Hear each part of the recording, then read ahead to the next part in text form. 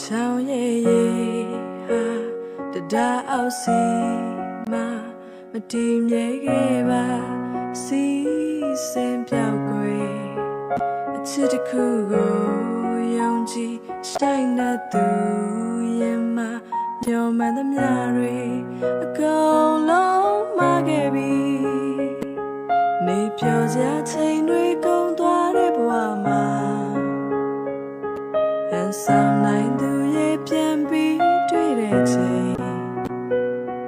ရန်သူလိုရင်ဆိုင်နိုင်ယူသူပြောင်းနိုင်အောင်မလားဒီစနေ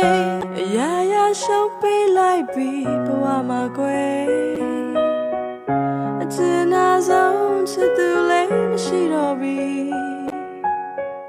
အရာရာဆုံးရှုံးခဲ့ပြီ